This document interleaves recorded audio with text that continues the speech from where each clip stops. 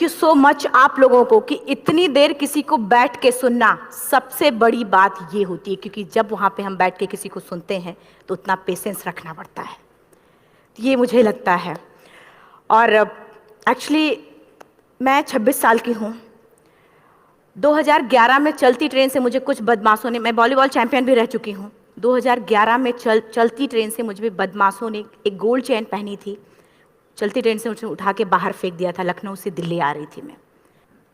Compartment में बहुत सारे, जनरल कंपार्टमेंट था, बहुत सारे लोग थे, किसी ने मना नहीं किया। एक प्लेयर का जो स्पिरिट होता है वो अपने आप, जब कोई छीनने की कोशिश करता कुछ भी, वो देता नहीं है। तो मेरे में भी था, मैंने मना किया और उन्होंने मुझे चलती ट्रेन से, वो 4-5 थे, उन्होंने बाहर फेंका।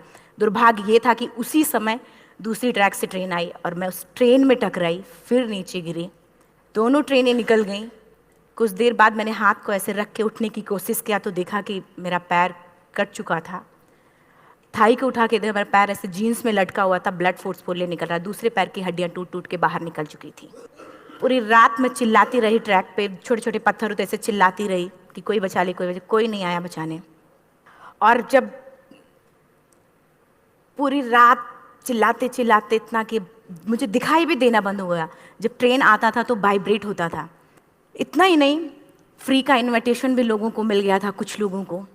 ट्रैक पे आपने ट्रेन की ट्रैक पे छोटे छोटे चूहे देखे होंगे, मेरे कटे हुए पैर पे आग के मेरे पैर कुतर रहे थे।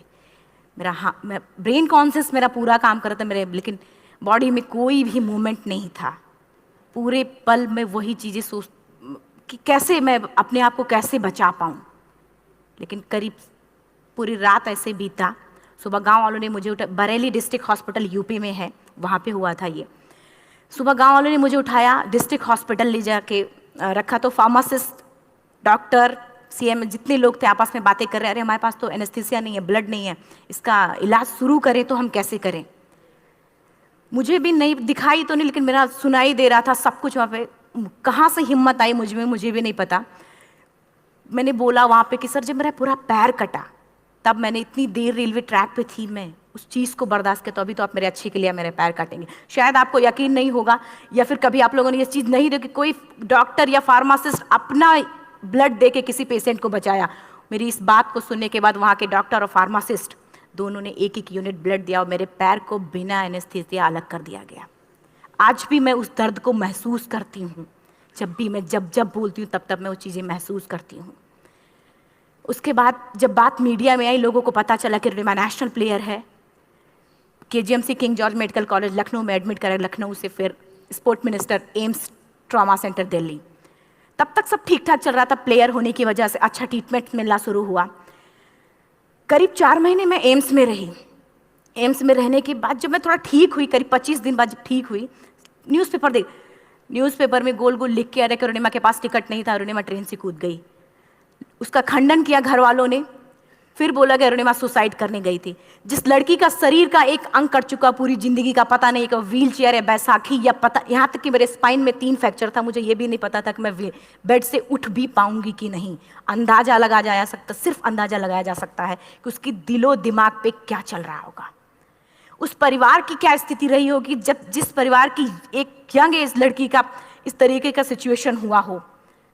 फिर भी कहते हैं कि जहाँ चाह होती वहाँ राह मिली जाती है।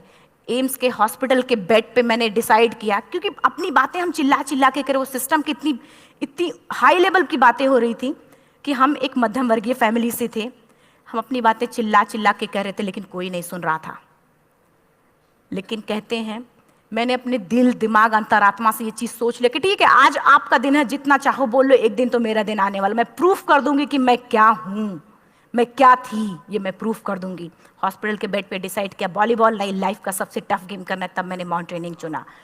जब मैंने माउंटेनिंग कहने और करने में बहुत फ़र्क होता है। जब मैंने माउंटेनिंग की बात सोची और लोगों के सामने, सबसे बड़ी चीज़ थी सही गाइडेंस में ट्रेनिंग लेना, दूसरा स्पॉन्सरशिप।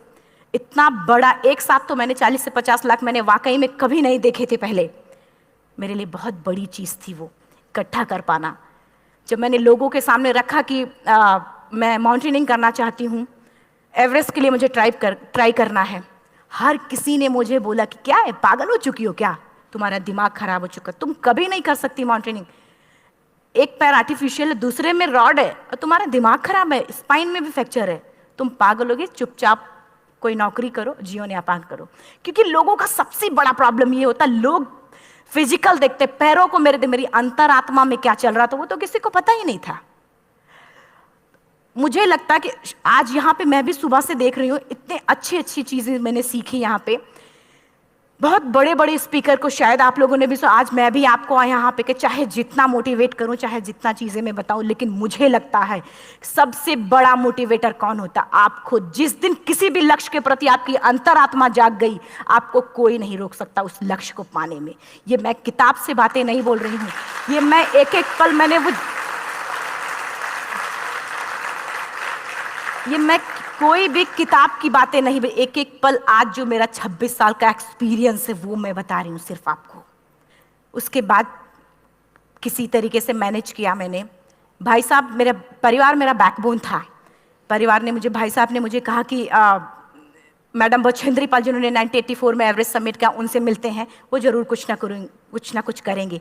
हॉस्पिटल से निकलने के बाद मेरे राइट लेग में स्टिचेस लगी थी। मैंने डायरेक्टली घर जाने की बजाय, जब लोग ये सोचते हैं कि मुझे अपना जीवन यापन कैसे करना है, जब लोग ये सोचते हैं कि मुझे अपनी ज़िंदगी के मेरे दिमाग में सिर्फ 2 चीज़ें चल रही थी, मुझे इनका जवाब कैसे देना है और एवरेस्ट समिट कैसे करना है। फर्स्ट तुरंत गए बछेंद्री मैम के पास। जब मिले, मैम ने फर्स्ट टाइम जब मुझे देखा तो उन्होंने कहा, अरुणिमा, उनकी आंखों में आंसू आ गए। उन्होंने बोला, अरुणिमा, तूने ऐसी हालात में एवरेस्ट जैसे दुरूह पहाड़ के बारे में सोचा तो तूने अपने अंदर तो एवरेस्ट फतह कर लिया, अब तो सिर्फ लोगों के लिए। मेरे परिवार को छोड़ के बाहर की पहली ऐसी महिला थी जिन्होंने मुझ पे भरोसा किया था कि हाँ अरुणिमा, तुम कर सकती हो। मेरे लिए वही बहुत बड़ी चीज़ थी। प्लानिंग भी कर ली, मैम भी मिल गई, सब हो गया। लेकिन जब उतरते हैं फील्ड में तब पता चलता कि हम क्या हैं। रोड हेड से मैं पहुंच गई। मैडम ने कहा कि ठीक है, तुम्हारे कहने तुम्हारे सोचने से कुछ नहीं होगा अरुणिमा, प्रूफ करो कि कर सकती हो। मैंने कहा बस एक मौका चाहिए मुझे। वाकई में जब मैं माउंटेन में पहुंची, रोड हेड से बेस कैंप लोगों को 2 मिनट लगता था, मुझे 3-3 घंटे लगते थे, क्योंकि मेरे राइट लेग की हड्डियां भी नहीं जुड़ी थी। लेफ्ट मेरा आर्टिफिशियल लग चुका था, लेकिन स्टंप एकदम रेड, उसका मतलब घाव एकदम नए थे। मैं अगर पैर रखती थी तो मेरे पैर से जोर से अगर दबा देती थी तो पैर से मेरे ब्लड आने लगता था। सारे लोग नॉर्मल थे वहाँ पे। हर कोई ये बोलता कि एक पीक के लिए जाते थे तो हर कोई मुझे ये बोलता कि अरुणिमा, तुम धीरे धीरे आओ। मेरे दिमाग में हर बार यही बात चलती थी कि क्या है, मैंने एवरेस्ट का प्लान किया, मैं इनके बराबर भी नहीं चल पा रही हूँ। खुद से संकल्प लिया कि कोई बात नहीं, एक दिन ऐसा आएगा कि मैं इनसे पहले जाऊंगी। और आपको शायद यकीन ना हो, आने वाले 8 महीने बाद पूरा का पूरा वेट उठा के बेस कैंप से साथ निकलते और टॉप पे पहले पहुंचते। ऐसे करके देखते थे कि अरे ये लोग तो पीछे। खुशी होती थी। उससे भी ज़्यादा मुझे खुशी तब होना शुरू हुआ जब वो सारे लोग आके मुझसे ये पूछते, मैडम खाते क्या हो, बता दो। पैर नहीं है फिर भी कैसे चलते हो। उसके बाद पूरा मुझे स्पॉन्सरशिप मिला। मैं जब एवरेस्ट के लिए गई, मेरे लिए सबसे बड़ा एवरेस्ट की जर्नी में मेरे सबसे बड़ा चैलेंज यही था कि दूसरे को समझा पाना। मैं नहीं समझा पाती कि भाई मैं कर सकती हूँ। जब मैं एवरेस्ट के लिए गई, शेरपा को जब ये बात पता चला कि मेरा प्रोस्थेटिक लेग है, आर्टिफिशियल लेग है, दूसरे में रॉड, बोला नहीं ले जा सकता, इसकी वजह से तो मेरी भी जान जाएगी। मैडम ने, हमने सबने कन्विंस किया किसी तरीके से। मन वाकई में जो टीवी में हम और उसमें फोटोज में देखते हैं, ब्लू और ग्रीन आइस, हिला देने वाला होता। जितना सुंदर दिखता उतना ही हिला देने वाला होता। जब मैं हमारे ग्रुप में 6 लोग थे, रॉकी एरिया तक मैं सबसे पहले थी, लेकिन जैसे ही मैं ग्रीन और ब्लू आइस में गई, मेरा आर्टिफिशियल लेग स्लिप कर जाता था। फ्रंट पॉइंटिंग से, जब मैं फ्रंट क्रैम्पोन से फ्रंट पॉइंटिंग मारती थी, लेफ्ट से पेन होता था तब भी करते, लेकिन आर्टिफिशियल जैसे फ्रंट पॉइंटिंग मूव हो जाता, मेरा पैर ही मूव हो जाता था। शेरपा मुझे बोला नहीं हो सकता अरुणिमा, जबरदस्ती मत करो। मैंने कहा कुछ नहीं, ये मेरा पैर है, मैं जानती हूँ कैसे चलेगा। फाइनली 1, 2 बार, 3 बार करने, 4 बार, 5 बार होल्ड हो जाता था। आइस थोड़ा टूट के निकलता था तो मैं वहाँ पैर रख के जाती थी। कैंप 3 तक ठीक था, प्रॉपर एक्लिमेटाइज किया अपने आप। कैंप 3 तक जनरली गए। बात जब कैंप 3 के ऊपर की होती है, साउथ कोल समिट, अच्छे माउंटेनियर, अच्छे दिलेर के हौसले धरे के धरे तब रह जाते हैं जब अपनी आंखों के सामने किसी को मरता देखता है। और दिमाग में बात, जब जिसको डिसीजन मेकिंग, और जब दिमाग में बातें जब ये आने लगती हैं कि अरे जिस चीज़ के लिए हम जा रहे हैं उसी चीज़ के लिए आदमी मर रहा है, इसी चीज़ के लोग लिए मर चुके हैं। रात में क्लाइंबिंग, ज़्यादा से ज़्यादा माउंटेनिंग रात में की जाती है क्योंकि वेदर शांत होता है। जब मैं रात में निकली साउथ कोल से, कैंप 4 से, मेरी हेडलाइट जिधर ही हेडलाइट जा रही थी उधर ही डेड बॉडीज़ मुझे नज़र आ रही थी। मेरे रोंगटे खड़े हो रहे थे, मुझे समझ में नहीं आ रहा था कि मैं करूं तो क्या करूं। इतना ही नहीं, मैं जिस रोप में थी उसी रोप में जब मैं आगे जा रही हूँ और एक बांग्लादेशी, उनका हाथ हल्का हल्का ऐसे हिल रहा, मुंह से आवाज आ रही थी। मैं एक्सप्लेन नहीं कर सकती मुझे कितना डर लग रहा था। बार बार ये बार बार मन में आती, इसका ऑक्सीजन खत्म हुआ है, ये मर चुका है लास्ट सिचुएशन में, और हम कुछ नहीं कर पा रहे हैं, क्या करें। उसके बाद मैंने 10 से 15 मिनट सिर्फ मैं वहाँ खड़ी रही। मैंने सिर्फ इतना बोला कि अगर आप सभी में से सभी ने एवरेस्ट सबमिट कर लिया तब तो ठीक है, अगर नहीं सबमिट किया है मैं सबके लिए एवरेस्ट सबमिट करूँगी और जिंदा वापस जाऊँगी। क्योंकि जैसा हम सोचते हैं हमारी बॉडी उसी तरीके से जनरेट करना शुरू करती है। मैंने डेड बॉडी, क्योंकि जा ही नहीं सकते थे किनारे से, उसी रोप में वो एंकर है, डेड बॉडी को लांगी और लांग के जाना शुरू किया। हिलेरी स्टेप साउथ समिट के करीब जब मैं खुद पहुंची, मेरे शेरपा ने एक जोर से झटका मुझे दिया कि अरुणिमा वापस चलो, तुम्हारा ऑक्सीजन खत्म हो रहा है। हिलेरी स्टेप के बाद एवरेस्ट समिट है, थोड़ा चलने के बाद एवरेस्ट समिट है। अगर कोई आपसे ये बोले, आप अपने टारगेट के इतने करीब हो, अगर कोई आपसे ये बोले कि अरुणिमा वापस चलो, कैसा लगता है? मैंने भी यही बोला, सर क्या बोल रहे हो आप, मैं नहीं जाऊंगी वापस।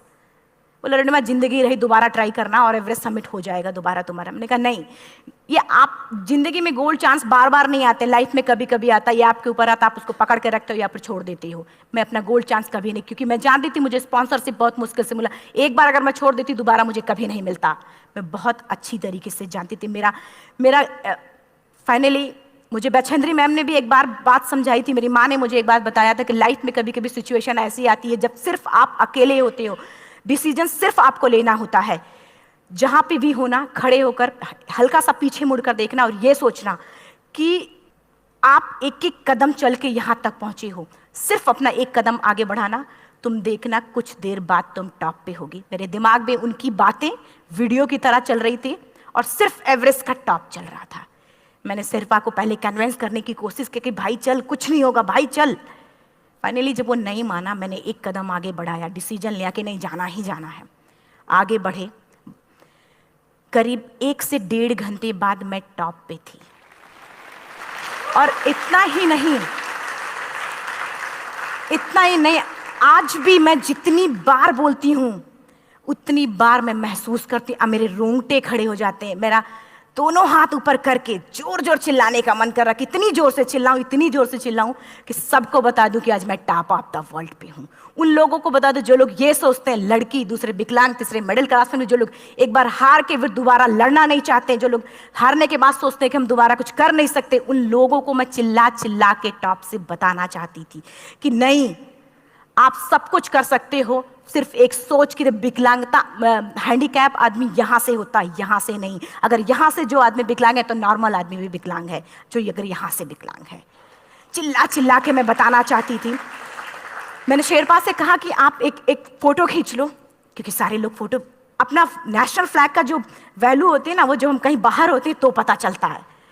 मुझे भी बहुत खुशी हो रही थी, फ्लैग को हग किया और बोला फोटो खींचो। बोला पागल हो गई है, तेरा ऑक्सीजन कभी भी खत्म हो जाएगा, नीचे चल। नहीं, फोटो खींच लो। फोटो खींचा उसने। वो तो अगली बार इतना तेज गुस्सा हुआ, मैंने उसको बोला कि भाई वीडियो भी बना ले। 8848 की हाइट पे ऑक्सीजन खत्म हो रहा है, आज हम भी हंस रहे हैं आप लोगों के साथ क्योंकि यहाँ पूरा ऑक्सीजन है। और 8848 की हाइट पे जब मुझे शेरपा, कोई भी शेरपा को बोलेगा भाई वीडियो बना, तो परेशान हो जाएगा, पागल हो चुकी, कि तुम मर जाए, यहाँ मैं जा रहा हूँ नीचे। मैंने कहा नहीं, कुछ नहीं होगा, आप बनाओ वीडियो। किसी तरीके से मैं 4-5 पेयर बैटरी रख के लेके गई कि डिस्पोजल कैमरा, एक अलग कैमरा, कि मतलब एक नहीं काम करेगा तो दूसरा करेगा, प्रॉपर प्लानिंग से। शायद आप लोग भी सोचो कि वाकई में लड़की को इतना बड़ा रिस्क लेने की क्या जरूरत थी, कि जिंदगी कभी भी जा सकती थी इसकी। लेकिन मैंने वो रिस्क लिया क्यों? क्योंकि मैं चाहती थी, कहीं ना कहीं से मेरे भी दिमाग में ये बात आ चुका था कि मैं जिंदा वापस ना जाऊं। मैं चाहती थी कि अगर मैं जिंदा ना जाऊं तो ये वीडियो मेरे इंडिया शेरपा से मैंने यही बात बोली, ये वीडियो अगर मैं जिंदा नहीं जाती, ये वीडियो मेरे इंडिया पहुंचा देना, मेरे यूथ तक चला जाएगा, क्योंकि मैं 10:55 पे मैं टॉप ऑफ द वर्ल्ड पे थी। ऑलमोस्ट 1 से 2 साल के अंदर कैसे यहां से मैंने ये चीज, मैंने कभी भी कामयाब होने के, मेरी वो जिंदगी बन चुकी थी, मेरा जुनून बन चुका था, मेरा पैशन मेरा जिद बन चुका था। वो मेरा सोते उठते बैठते सिर्फ मुझे एवरेस्ट दिखाई जाए। और मुझे लगता है किसी को भी अगर अपना लक्ष्य पाना है, यहां से अगर वो पागलपन जब तक नहीं आएगा तब तक नहीं होगा। वो फाइनली उसने वीडियो बनाया। आप बोल रहे फटाफट रोनिमा नीचे भागो। जब मैं टॉप पे थी तो कुछ लोग और भी थे, लेकिन 10:55 पे मैंने एवरेस्ट समिट, 11 बजे के बाद अगर कोई अटैम्प्ट करने की कोशिश करता है उसको सुसाइड अटैम्प्ट बोलते हैं। जैसे ही मैं नीचे चलना शुरू की, मैंने कहा भाई हाँ चल नीचे चलते हैं। ज़्यादा से ज़्यादा मौतें नीचे आते वक्त होती हैं एवरेस्ट पे। जब मैं नीचे आ रही हूँ, थोड़ा दूर ही मैं नीचे चली थी, मेरा ऑक्सीजन पूरी तरीके से ख़त्म।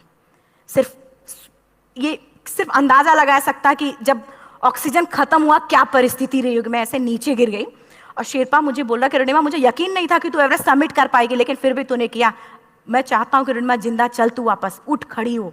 मुझे खड़ा करने की वो कोशिश कर रहा था बार बार, मैं खड़ी नहीं हो पा रही थी, वाकई में दम ही नहीं था। लेकिन फिर भी कहते हैं कि जैसे हमारे नियम होते हैं वैसे ऊपर वाले के भी नियम हैं। उसकी लिस्ट में जब मेरा नाम नहीं है तो वो मुझे नहीं ले जा सकता। अगर दूसरी चीज, मेरा कॉन्सेप्ट एकदम क्लियर हो चुका था। जब रेलवे ट्रैक पे मैं थी, रेलवे ट्रैक पे 7 घंटे में पड़ी थी, 49 ट्रेन अप डाउन हुई थी, तो मेरा कॉन्सेप्ट एकदम क्लियर हो चुका था। इसका मतलब है कि ऊपर वाले ने अगर मुझे कुछ बचाया है तो कुछ ना कुछ इतिहास रचने के लिए बचाया है। मैंने पॉजिटिव तरीके से सोचा। और उसी समय एक ब्रिटिश क्लाइंबर नीचे से ऊपर आ रहा था और उसके पास 2 ऑक्सीजन, तो उसने एक को वहीं फेंका और दूसरे को लेके नीचे जाना शुरू किया, क्योंकि वेदर खराब था। मेरा शेरपा मुझे एंकर किया और जाने लगा नीचे, और वो फटाफट उसको लेके आए, मुझे लगाया। उसने बोला रोनिमा तू बहुत लकी है कि तुझे यहाँ पे ऑक्सीजन मिला है। वाकई में ऊपर वाला भी चाहता है कि तू जिंदा रहे। वो मुझे बार बार लकी लकी बोल रहा था। शायद आप लोग में से भी कोई होगा कि जो लक और भाग्य जैसी चीज़ों पे भी यकीन करता हो, या पता नहीं भी। मैं किसी की भावनाओं को ठेस नहीं पहुंचाना चाहती, लेकिन मैं इन किसी भी चीज़ों पे भरोसा नहीं करती, क्योंकि मेरा मानना है कि लक भी उसी का साथ देता है जिसके अंदर जीतने का जज्बा है। अगर आपके अंदर जीतने का जज्बा नहीं है, चारों तरफ सिर्फ बहाने होते हैं, सिर्फ बहाने, इतना सारा एक्सक्यूज होता है। शायद मैं भी अगर वापस आ गई होती तो मैं बोल देती मेरा ऑक्सीजन खत्म है, कोई मुझसे पूछने ना बचेंद्री मन, ना मेरा परिवार, कोई भी मुझे पूछने नहीं आता। लेकिन क्या कभी मैं अपने आप को समझा पाती? कभी नहीं। फाइनली जो भी था, लक भाग्य किस्मत में नीचे आ रही थी, बहुत खुश थी। माउंटेन, डेड बॉडीज, मेरा शेरपा, ये लोग थे। मैं किसी से शेयर भी नहीं कर पा रही थी कि अरे मैंने एवरेस्ट सबमिट किया, किसी से शेयर भी नहीं कर पा रहे थे। फटाफट मैंने नीचे हील मार के, हमारे से हील मार के नीचे आ रहे थे। एकाएक मेरा प्रोस्थेटिक लेग, पूरा का पूरा लेग ही निकल गया। -60 डिग्री तक टेम्परेचर डाउन हो जाता है एवरेस्ट पे। मेरा हाथ वगैरह ये सब ऐसे मूवमेंट, ऐसे मुड़ नहीं रहा था, ब्लड निकलने लगा था, ये सब यहाँ था। मुझे शेरपा से मैं बोल रही हूँ कि ऑलरेडी मेरा पैर कटा हुआ है, अगर दिमाग में ये बात है कि मेरा हाथ भी काटना पड़ेगा, कैसा लगेगा मेरा दिमाग। क्योंकि ये ऐसा मूवमेंट, रेड 3 स्टेज होती हैं। रेड मेरा हो चुका था, रेड, ब्लैक, ब्लू, ब्लैक हो तो काटना पड़ेगा। तो बार बार मैं बोल रही हूँ शेरपा से कि भाई हाथ मेरा कुछ हो रहा है, इसमें मूवमेंट नहीं हो रहा है, यहाँ सबसे ब्लड हो रहा है। बोला रोनिमा कुछ नहीं, जितना नीचे जाएंगे उतना अच्छा होगा। प्रोस्थेटिक लेग मेरा निकल चुका है, मैं रुकी हूँ, मेरा ऑक्सीजन चल रहा, बड़े मुश्किल से लक भाग्य किस्मत जो भी था मुझे मिला था। शेरपा मेरे आगे है, लास्ट मोमेंट तक वो मुझे बोलेगा, अगर वो मैं नहीं चलती वो मुझे छोड़ के चला जाए। गलती उसकी भी नहीं होती, क्योंकि वो क्या करे, क्लाइंबर की वजह से या तो अपनी जान वो भी दी, गलती उसकी भी नहीं है। लास्ट में मेरी आंखों से आंसू निकलने लगा। मैंने सोचा क्या करूं अब, रोने अपने आप आंसू ने कहीं ना कहीं से आ ही जाता है। दूसरे पल मुझे समझ में आ गया कि रोने धोने से कुछ नहीं होगा। मैंने आंसू को पोंछा और रोप, जो मेरी रोप थी, रोप को पकड़ा, दूसरे हाथ से आर्टिफिशियल लेग को, पैर को घसीट के चलना शुरू हो गया, क्योंकि मेरे पास यही था। ये तो दूसरा था, गिव अप कर दो ही चीज़ थी। पैर को घसीट चलना शुरू हुआ। कुछ दूर नीचे चलने के आने के बाद रॉक था, उसमें घुसे, पैर को खोला, सही किया, फिर नीचे चलना। Camp 4 to summit to camp 4 3500 feet है, और इसमें टोटल जनरली लोग 16 से 17 घंटे में सबमिट कर लेते हैं। मुझे टोटल 28 घंटे लगे थे। हर माउंटेनियर, चाहे बाहर का या फिर इंडिया का, हर किसी ने ये मान लिया था कि अरुणिमा जिंदा वापस नहीं आएंगी। हर किसी ने ये चीज़ मान लिया था। लेकिन मुझे लगता, जब मैं वापस साउथ पोल पहुंची, जब मैं टेंट का जिप खोला, मैंने हर किसी ने कहा कि अरे तू यहाँ है, हम तो सब सोच लिए थे तू चली गई। हर किसी ने ये बोला था। फिर सब खुशी मना रहे थे हम सब। देखिए, ये सब बताने का मेरा सिर्फ एक मकसद था कि सब कुछ हम में है, हम जैसा चाहें वैसा कर सकते हैं।